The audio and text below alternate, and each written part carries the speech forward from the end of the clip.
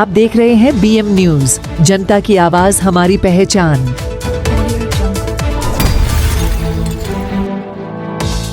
23 डिसेंबरला police station Kolsewadi कल्याण येथे 12 वर्षाच्या मुलीचे अपहरण करून हत्या बलात्काराचा गुन्हा 1190/24 कोळसेवाडी पोलीस स्टेशन येथे दाखल होता। त्या गुन्ह्यामध्ये जो फरार आरोपी आहे विशाल गवळी वय वर्ष 30 राहणार कल्याण हा फरार होता।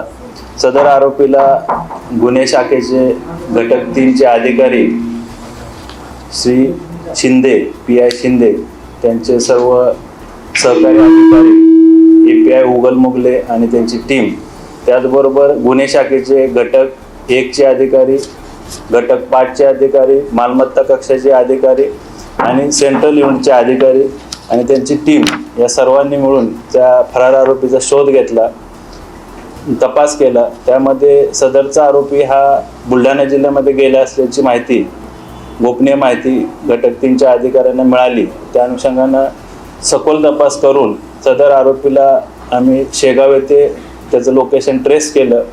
त्याचं वास्तव्य आम्हाला तिथे असल्याचं तपासामध्ये निष्पन्न झालं। त्या अनुषंगाने बुलढाणा जिल्ह्याचे पोलीस अधिकारी, तिथले अंमलदार, स्थानिक पोलीस यांची मदत घेऊन युनिट 3 चे अधिकारी आणि अंमलदारांनी त्याला ताब्यात घेऊन पुढील कारवाईसाठी आम्ही त्याला कोळसेवाडी पोलीस स्टेशनला हँडओव्हर केलं होतं पुढच्या कारवाईसाठी। त्या अनुषंगाने तपासी अंमलदारांनी माननीय न्यायालयामध्ये त्याला हजर केलं आणि त्यांना आरोपीला दिनांक 2 जानेवारीपर्यंत 8 दिवसाची पोलीस कस्टडी मिळालेली आहे। पत्नीला देखील त्यामध्ये अटक केलेली आहे।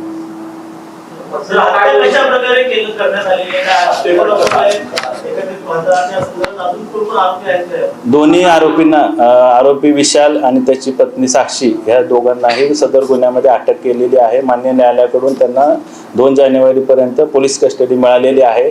आता या कस्टडीच्या दरम्यान या आरोपींनी कशी हत्या केली, त्याचबरोबर कुठं हत्या केली, कोणतं हत्यार वापरलं, अजून यामध्ये कोणाचा सहभाग आहे का, त्या अनुषंगानं कोळसेवाडी पोलीस सविस्तर तपास करते। आरोपीला यापूर्वी जे जामीन मिळाले त्याला काही मेंटेनन्स सर्टिफिकेट जोडलं होतं असं कळलंय? नाही, कोणते? विशाल गवळी या आरोपीला 2 वेळा जामीन मिळाला होता। यापूर्वी त्याच्यावर 8 गुन्हे दाखल आहेत विशाल गवळीवर। त्या अनुषंगाने त्याच्यामध्ये काय आपण म्हणतात अशी त्याची बेल ऑर्डर किंवा काय बाकीचे वैद्यकीय कागदपत्र असतील तर त्याची आम्ही तपासणी करू। त्याची दहशत काय एरियामध्ये खूप होती आणि ते बायका या घाबरून जातायत, तर अशा प्रकारे हे जामिनावर सुटलेले जे परत ह्या अत्याचाराच्या घटना घडतायत त्याला हे तपासणी पूर्ण होत नाही किंवा काय असं होतं का की पुन्हा येऊन जामिनावर सुटतात आणि पुन्हा असे कृत्य करतात?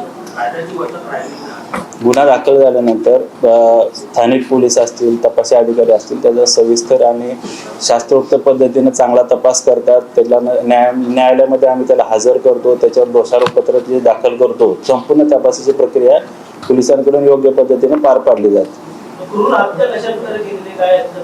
त्याच गोष्टी आता ह्या 8 दिवसाचा जो रिमांड मिळालेला आहे त्याच्यामध्ये सर्व गोष्टी निष्पन्न होतील। आता प्राथमिक तपासामध्ये अद्यापर्यंत कुठली माहिती नाही।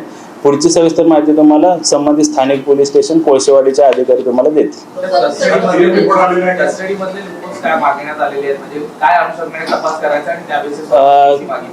पोलीस कस्टडी रिमांडमध्ये सदर आरोपीने गुन्हा करताना कुठल्या ठिकाणी गुन्हा केलेला आहे, कोणता हत्यार वापरलेला आहे, कशा प्रकारे गुन्हा केलेला आहे आणि इतर ज्या काही पुरावे आपल्याला त्याच्यामध्ये हस्तगत करायचे आहेत, आरोपीचा सहभाग कसा आहे, इतर कुठल्या आरोपींचा सहभाग आहे का, त्या अनुषंगाने पोलीस कस्टडी मागितली।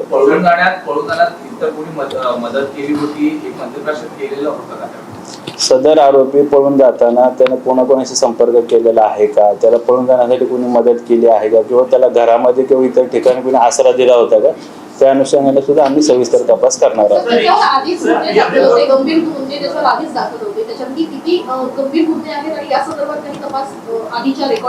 त्याच्यावर यापूर्वी 8 गुन्हे दाखल आहेत आणि त्या गुन्ह्याची सद्यस्थिती किंवा त्याबाबत इतर अधिकची माहिती स्थानिक पोलिसांना तुम्हाला देतील।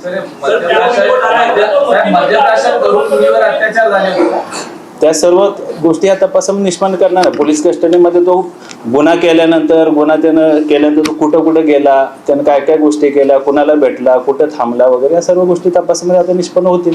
सर हिंदी में बता दें कल्याण में जो घटना घटी है उसको लेकर अगोदर जेव्हा ते गुन्हे होते त्याच्यामध्ये तो प्रतिबंध असल्याचं प्रमाणपत्र जोडलं गेलं. तेच मी मगाशी सांगितलं की त्याच्या जे पूर्वी जे गुन्हे दाखल आहेत त्याच्यामध्ये काय बेल ऑर्डर्स असतील किंवा जे काही तपासाची कागदपत्रे असतील त्याची पण आम्ही तपासणी करू. सर हिंदी में बता दीजिए. आलेलं आहे का मेडिकल रिपोर्ट मध्ये काय त्याच्यावर वार वगैरे झालेत का त्याच्यामध्ये कोणाची पीडितेवरती काय वार वगैरे झाले? त्या गोष्टी आता सगळ्या तपासात येतील ना.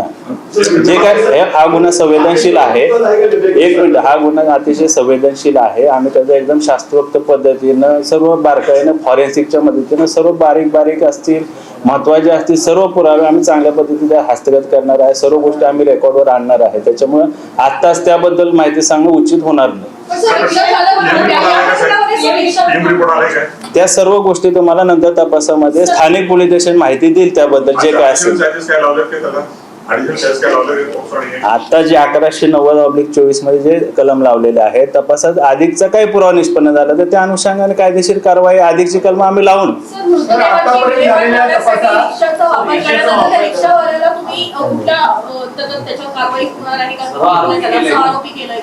तेच मी सांगितलं की आरोपीने कुठं गुन्हा केला, कशा पद्धतीनं केला, कोणतं हत्यार वापरलं, ते मृतदेहाची विल्हेवाट लावण्यासाठी कुणाची मदत घेतली, कशा प्रकारे घेतली, कोणतं वाहन वापरलं, या सगळ्या गोष्टी आपण तपासामध्ये निष्पन्न करणार आहे.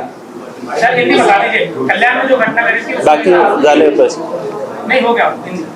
कल्याण में जो घटना घटी थी उसको लेकर आरोपी गिरफ्तार किया गया है. कहाँ छूट के था, किस तरीके से इसकी गिरफ्तार हुई, क्या कुछ इसका बैकग्राउंड है? 23 दिसंबर को पुलिस स्टेशन कोलसेवाड़ी के एरिया में 12 वर्ष की लड़की का जो अपहरण करके हत्या और बलात्कार का जो गुना दाखिल हुआ उसमें पुलिस स्टेशन में 1190/24 ये गुना दाखिल है. उसमें जो फरार आरोपी था विशाल गवड़ी, ये विशाल गवड़ी फरार था. उसके बारे में क्राइम ब्रांच के यूनिट 3 के ऑफिसर और बाकी यूनिट के भी ऑफिसर और अमलदार उसमें उसकी जांच कर रहे थे, उसका सर्च कर रहे थे. उसमें वो आरोपी विशाल गवड़ी बुल्ढाना डिस्ट्रिक्ट में गया ऐसा इंक्वायरी में और इन्वेस्टिगेशन में निष्पन्न हुआ. उसके बाद यूनिट 3 के पीआई अजित शिंदे, एपीआई उगल मुगले और उनके टीम ने साथ में उनके सपोर्ट में यूनिट 1 के इंचार्ज, यूनिट 5 के इंचार्ज, सेंट्रल यूनिट के इंचार्ज और प्रॉपर्टी सेल के इंचार्ज भी उनको सपोर्ट, टेक्निकल सपोर्ट और बाकी सपोर्ट इन्वेस्टिगेशन में कर रहे थे. तो उनकी टीम ने उसको शेगांव बुल्ढाना में लोकेट किया और वहाँ के जो स्थानिक पुलिस है, शेगांव बुल्ढाना डिस्ट्रिक्ट के जो स्थानिक पुलिस है, उनकी मदद से विशाल गवड़ी को शेगांव में ताबे में हमने लिया और आगे की कार्रवाई के लिए, लीगल एक्शन के लिए लोकल पुलिस स्टेशन कोलसेवाड़ी को हमने हैंडओवर किया. सर आरोपी का बैकग्राउंड क्या है, क्या करता है? आरोपी की उम्र 30 साल है और वो जो है वहाँ पे मानपाड़ा में एक कंपनी में लेबर का काम कर रहा था. पत्नीला देखील तिचा अटक केलेला आहे. उसके वाइफ को भी हमने अरेस्ट किया, साक्षी को. उसका भी क्या रोल है वो आगे इन्वेस्टिगेशन में आ जाए. सर उसका वैसा था, उसने पढ़े लड़की को छेड़खानी किया था, उसको धमकी दे लगा, कंप्लेंट किया, फिर हत्या कर दी जाएगी, ऐसा पहले सामने आया. उसके ऊपर इसके पहले 8 ऑफेंस रजिस्टर है, 8 गुना दाखिल है. उसके बारे में आपको वो पेपर्स देख के आगे लोकल पुलिस स्टेशन जानकारी देगी. सर ऐसे आरोपी भाग रहा था काफी, कहाँ से मिला आरोपी, किस प्रकार से उसने जो है भागने के लिए किसने लोग ने सपोर्ट किया, पुलिस के सामने चैलेंज थे काफी. वो आरोपी गुनाह करने के बाद थाना से बुल्ढाना डिस्ट्रिक्ट में गया, शेगांव में गया. उसके बाद वहाँ पे लोकल पुलिस के सपोर्ट से हमने क्राइम ब्रांच ने उसको गिरफ्तार किया है. और उसको भागने के लिए किसने सपोर्ट किया है, कैसे भागा है, किसकी मदद ली है, उसका भी इन्वेस्टिगेशन हो जाए. सर आरोपी पे किस तरीके से कार्रवाई की जाएगी ताकि भविष्य में आने वाले ऐसे कोई दूसरी बच्ची के ऊपर घटना ना घटे, और समाज को क्या मैसेज रहेगा आपके माध्यम से? मैं अभी इतना ही बोलता हूँ कि लोकल पुलिस स्टेशन कोलसेवाड़ी के पास तपास है. उसमें सब जो भी कुछ छोटे मोटे पुरावे वो सब फॉरेंसिक की मदद से, टेक्निकल एविडेंस है और साइंटिफिक एविडेंस है, वो सब अच्छी तरीके से तपास करके हम इसमें आगे की कार्रवाई लोकल पुलिस स्टेशन करेगी. उसकी पत्नी की क्या भूमिका थी? उसको अभी अरेस्ट किया है. उसका क्या रोल है ये गुने में, उसके पत्नी का क्या रोल है वो भी तपास में निष्पन्न हो जाएगा. आरोपी नासिक लोगी है कैसे? उसकी भी जांच करेंगे. उसका कुछ प्रीवियस मेडिकल बैकग्राउंड है क्या, उसका भी हम इन्वेस्टिगेशन करेंगे. इसके याच्यानंतर मी फक्त आपल्याला एवढंच सांगतो की हा जो अतिशय संवेदनशील गुन्हा आहे याच्यावर माननीय पोलीस आयुक्त साहेब असतील, सर्व वरिष्ठ अधिकाऱ्यांचं अतिशय बारकाईनं सुपरविजन आहे, परीक्षण त्याच्यामध्ये आपण करतो आहे चांगल्या पद्धतीनं. मी सांगितल्याप्रमाणे याच्यामध्ये शास्त्रोक्त पद्धतीने अतिशय चांगला तपास होईल. आरोपीला शिक्षा होण्याच्या दृष्टीनं याच्यामध्ये अतिशय चांगल्या पद्धतीने तपास होईल, कुठलाही लॅकुना याच्यामध्ये राहणार नाही. त्याचबरोबर या केससाठी विशेष अभियोक्ता स्पेशल काउन्सिलची नेमणूक करण्याची देखील कारवाई आमच्याकडून झालेली आहे. शासन स्तरावर त्याचा लवकरच निर्णय होईल. त्याचबरोबर सदरचा खटला हा फास्ट ट्रॅक कोर्टात चालावा त्याची देखील आम्ही कारवाई केलेली आहे, त्याचा देखील निर्णय तात्काळ होईल. एक महत्त्वाचा प्रश्न होता शिवसेनेचे आमदार बालाजी केविकर त्याची नंतर बोला, त्याच्यानंतर या संदर्भात विचार या गुन्ह्यासंदर्भात आपण बोलू. हा अतिशय संवेदनशील तक्रार केली होती पोलिसांकडे, त्यानंतर पुन्हा संशय म्हणून आई वडिलांनी त्याच्याकडे बोट दाखवलं, त्यानंतर माहिती पडलं पोलिसांना काय केलं प्रकार आई वडील आम्हाला तपासामध्ये तो सदरचा आरोपी त्याची पत्नी निष्पन्न झाल्यानंतर आम्ही त्याला अटक केलेली आहे. आता या सर्व गोष्टी 8 दिवसाच्या रिमांडमध्ये हाच तपास करणार, सर्व गोष्टी समोर येतील. ठीक सर, कल्याण में उसको क्या जान से मारने धमकी, उसको नौपाड़ा में सुरक्षित रखा गया क्या आरोपी को नौपाड़ा में क्राइम ब्रांच ने उसको शेगांव बुल्डाना से अरेस्ट करके यहाँ पे नौपाड़ा में यहाँ पे लेके आए. हमने उसका इंट्रोगेशन वगैरह सब किया. उसके बाद हमने कोळसेवाड़ी कल्याण पुलिस को उसको हैंडओवर किया. तो लोगों में असंतोष है काफी इस माहौल की वजह से, प्रकरण की वजह से, क्या मैसेज रहेगा? मैं पुलिस की तरफ से इतना आह्वान करूंगा कि हमारा इसके बारे में जो महिला अत्याचार और महिला के बारे में जो घटना होती है इसके लिए हम प्रिवेंशन में हर स्कूल कॉलेजेस और जो भी कुछ सामाजिक संगठन है सोसाइटी में जाके हर जगह जाके हम अवेयरनेस कर रहे हैं. हमारा स्पेशल लेडीज़ प्रोटेक्शन के लिए हमारा स्पेशल स्क्वाड भी है और इसके बारे में जो कुछ एनजीओ है वो एनजीओ की मदद से भी हम उसमें अधिक से अच्छा काम कर रहे हैं प्रिवेंशन के बारे में. और जो भी ऐसे केस रजिस्टर होती है, फिर भी कुछ केस रजिस्टर होते हैं मोलेस्टेशन की हो, रेप की हो, कुछ भी हो, उसमें एकदम बारकाई से अच्छी तरह से साइंटिफिक एविडेंस के साथ पूरा अच्छा तपास किया जाए ताकि आरोपी को उसमें सजा मिले. सर, अशाच एका प्रकरणात अल्पवयीन मुलीवर अत्याचार झाला म्हणून अक्षय शिंदेचा एन्काउंटर करण्यात आला, अशीच मागणी आता जनतेतून होत आहे. यावर तुम्ही काय आवाहन कराल? तो विषय वेगळा आहे, आपण या विषयासंदर्भात बोलू. ठीक आहे, घ्या बाहेर घ्या. अजून एक प्रेस आहे.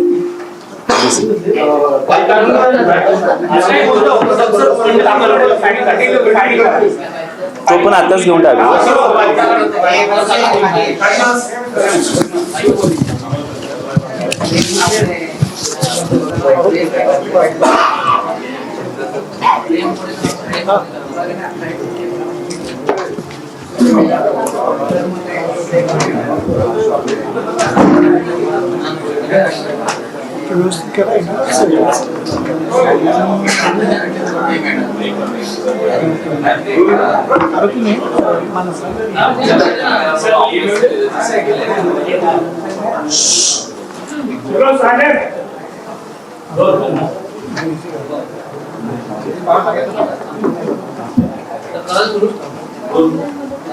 करा दे. हाँ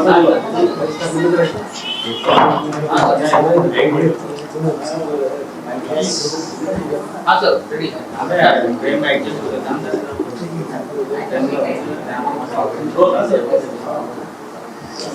7 ऑक्टोबर 2022ला पोलीस स्टेशन कापरबावडीच्या हद्दीमध्ये संदीप आडसूळ हे बांधकाम व्यवसाय क्षेत्राशी संबंधित व्यवसाय करतात. त्यांच्यावर काही अज्ञात आरोपींनी फायरिंग केलं होतं. या घटनेला जवळपास 2 वर्ष उलटून गेले आहेत. या गुन्ह्यामध्ये जो समांतर तपास गुन्हे शाखेच्या युनिट 5 चे पोलीस निरीक्षक सलील भोसले आणि त्यांच्या टीमनं त्याच्यामध्ये समांतर तपास केला आणि गोपनीय माहिती आणि इतर तपासाच्या अनुषंगानं आतापर्यंत आपण 5 आरोपींना याच्यामध्ये अटक केलेली आहे. त्याच्यामध्ये सदरच्या गुन्ह्यामध्ये संदीप आडसूळ याच्यावर यातील आरोपींनी फायरिंग केलेलं होतं. त्याच्यामध्ये त्याला छातीमध्ये गोळी लागली होती, तो गंभीररित्या जखमी झालेला होता. 2 वर्षानंतर अतिशय चांगल्या पद्धतीने तपास करून युनिट 5 न सदरचा गुन्हा हा उघडकीस आणलेला आहे. सध्या आम्ही 5 आरोपींना अटक केलेली आहे. त्यांची पोलीस कस्टडी देखील आपल्याला मिळालेली आहे. याच्यामध्ये अजून कोणाचा सहभाग आहे का किंवा याच्या मागे कोणाचे काही सपोर्ट आहे का, मदत केलेली आहे का, तो सुद्धा आम्ही तपास याच्यामध्ये करणार आहे. नाव समोर येतोय सर, इन्व्हेस्टिगेशनमध्ये शिवसेना नगरसेवक वगैरे आहे का याच्यामध्ये, नाव येते का याच्यामध्ये? याच्यामध्ये आता 5 आरोपींना अटक केलेली आहे. या आरोपींना कोणी मदत केली आहे, सपोर्ट केलेला आहे का, याचा देखील आम्ही तपास करत आहोत. मुख्य कारण काय आहे? काय कारण होतं फायरिंग करण्यामागचं आणि कशावर? संदीप आडसूळ हे जे फिर्यादी आहेत, जे जखमी आहेत, त्यांचा बांधकाम संबंधित व्यवसाय आहे आणि हे जे आरोपी आहेत, हे आरोपी सुद्धा बांधकामाचे जे साईट्स असतात, कन्स्ट्रक्शन साईट, तिथे हे काम करतात. त्यांचा आर्थिक देवाणघेवाणीचा वाद होता आणि त्या वादामधूनच त्यांची ही सदरची घटना घडलेली आहे आणि या आरोपींनी संदीप आडसूळ याच्यावर फायरिंग केलं. मराठी झालं.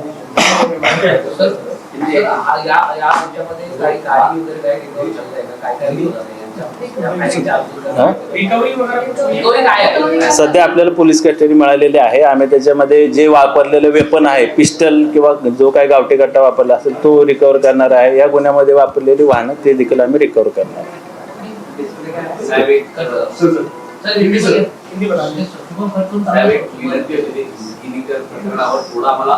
दोन मिनिट.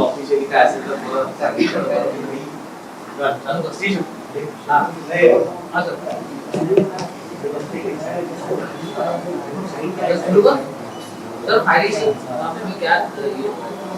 7 अक्टूबर 2022 में पुलिस स्टेशन कासरवडवली के एरिया में संदीप आड़सोड़ करके बांधकाम व्यवसायिक है, उनके ऊपर फायरिंग हुई थी.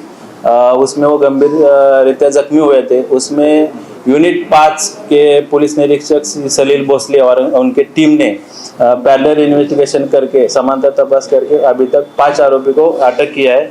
उसमें प्रतीक शर्मा, राजकुमार हांडे, आकांत पौड़े, तुषार पवार और रोहित गंगोत्री, ये 5 आरोपी अभी तक अटक किया है. कोर्ट ने उनकी पुलिस कस्टडी रिमांड दी है. अभी ये गुने के बारे में इनको जो आरोपी जो है उनको किसने सपोर्ट किया है और किसका किसका सहभाग है, ये इन्वेस्टिगेशन हम कर रहे हैं. सर किस वजह से फायरिंग की गई थी, क्या कुछ इन्फॉर्मेशन को बताया? कंप्लेनेंट संदीप आड़सूड़ ये बांधकाम व्यवसायिक है और आरोपी जो है वो कंस्ट्रक्शन साइट पे काम करते हैं. उनका कुछ आर्थिक व्यवहार था, उसके वजह से ये गुनाह हुआ है. क्या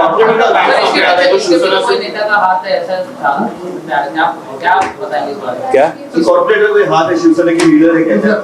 अभी पुलिस कस्टडी रिमांड मिली है. इसमें हम आगे इन्वेस्टिगेशन करके जिसका जिसका भी सहभाग है उसका इंक्वायरी हो जाएगा. ये आरोपी उस टाइम कंस्ट्रक्शन साइट पे काम कर रहे थे और ये आरोपी के ऊपर भी आकांत पौड़े के ऊपर 2 गुने दाखिल है, गोविंद हांडे के ऊपर 1 गुना दाखिल है और प्रतीक शर्मा के ऊपर 4 गुने दाखिल है. इसके पहले आरोपी का मोटिव था कि इनको कहा गया था कि करेंगे फायरिंग करने के लिए, मोटिव कुछ बताया उन्होंने इसको लेकर? ये उनका आर्थिक व्यवहार था और उसके वजह से उनके वाद विवाद हुए थे और उसके बाद ये ऑफेंस हुआ है. गिरफ्तारी ये अपने कोलशेत, कापुरबावड़ी और भिवंडी से की. हाँ, 2 साल. इसमें फायरिंग करने के लिए जो भी कुछ वेपन यूज किया है और जो व्हीकल्स बाकी भी कुछ चीजें जो यूज किए वो इन्वेस्टिगेशन में हम सीज करेंगे.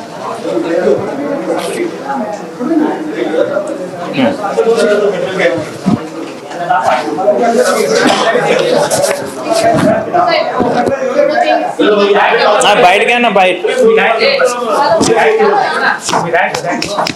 गया, बैठ.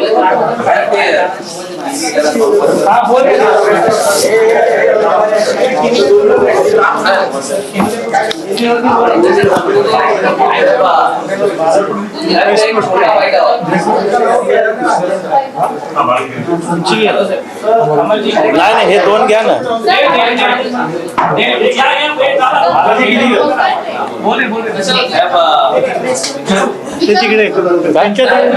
नाही, मी त्याच्यावर काय अधिकृत बोलणार नाही. काय कारवाई झाली किंवा काय झालं तर त्यावेळी अधिकृतपणे तुम्हाला सध्या काय अधिकृत काय बोलत नाही.